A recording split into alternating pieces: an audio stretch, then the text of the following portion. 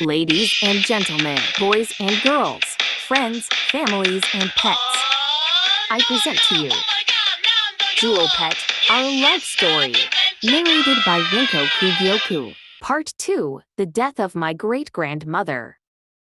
15 years ago, my great-grandmother died. Everyone was pretty devastated, especially me. I only ever went on Boxing Day, when my great-grandmother held a special party for all the village children. It wasn't a party that you read about in children's books, with fairy light Angeli and ice cream, and strange-sounding games like Blind Man's Bluff and Squeak Piggy Squeak. I rather dreaded it, because if all had to wear our Sunday best and file into the grand hall and, unless you were lucky enough to be standing right by the fire, it was freezing cold. We didn't play the games I talked about before. We had to have a sing-song with my great-grandma's daughter-in-law, Owie, playing the piano. We sniggered at her in secret because Esh looked so weird. She didn't wear smart clothes. She wore odd bright velvets and trailing scarves and mad shoes, with her hair hanging loose down her neck. She played carols, and we joined in half-heartedly, often forgetting the words. Minami and I would have been ashamed of us. The men, women and children sang loudly and confidently, holding their fair heads high. Auntie whispered the fancy names as if it were a magic spell. Pink, blue, garnet and saffy. She seemed especially impressed by them, though she winced at their scruffy clothes. They had long hair too, which made my classmates nudge each other and whisper rude remark. After the sing-song we had tea, and that was a jolly affair. Hundreds and thousands on thin bread and butter, iced buns and ginger pop. We were only given one slices of bread and the buns were small, but if we gobbled them down quickly, there was a chance of seconds. Then came the best part, the present off the tall Christmas tree at the end of the hall. We had to line up in age order boy, girl, while Owie and Minna climbed a ladder and unhooking parcels from the prickly green branches. They handed them to Pink, who in turn gave them to Blue, sitting in a big gilt armchair like a throne. Several of the girls curtsied to her as they were given their presents.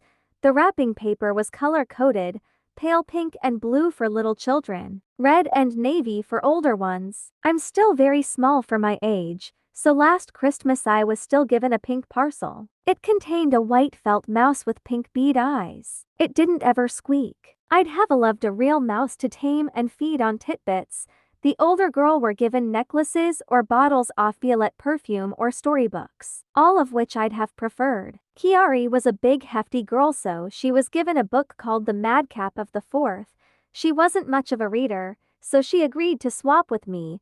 Ruby saw us furtively exchanging gifts in the corner and was furious because she said looked ungrateful. My great-grandmother had mumbled nothing more to me than Merry Christmas when she handed me a present, and she did so gingerly, making sure that her pale viney hands didn't brush against mine. I was sad about that news. The funeral was on the following Saturday. I'd like a good funeral, I said. Wouldn't miss it for the world. We sighed and sobbed while the church bell tolled solemnly.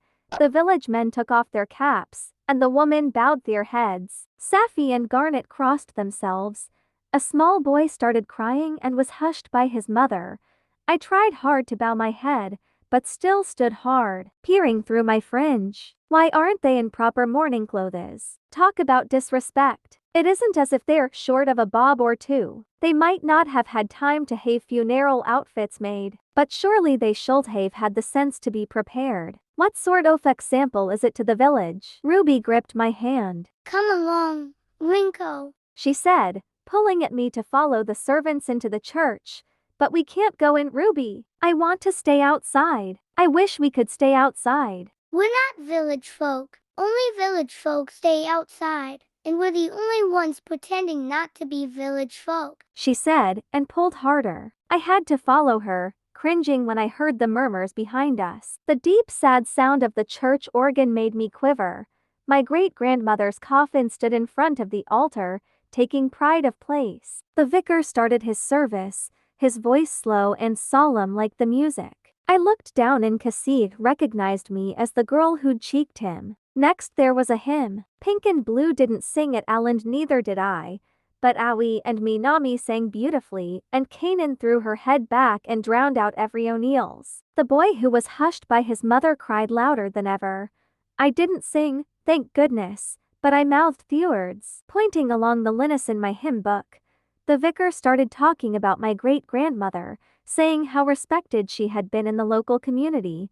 The village children had loved the splendid treats she laid down at Christmas time. He spoke as if she's made all the buns herself, and wrapped every present, and gone down on her knees and prayed with each and every one of us.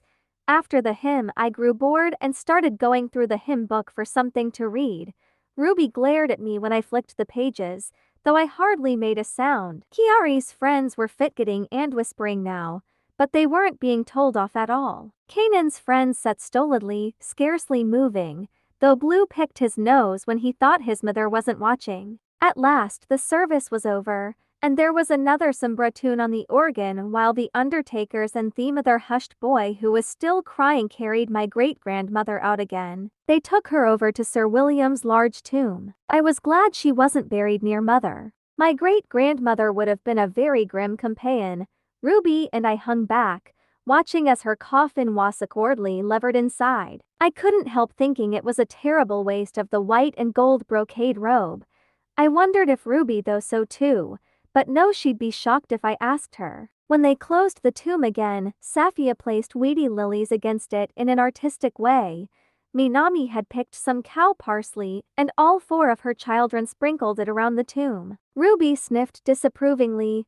Unlike Safi's beautiful lilies, cow parsley is a common weed. I looked embarrassed. One day later, after the funeral, I received a letter from my great-grandmother saying that she passed away.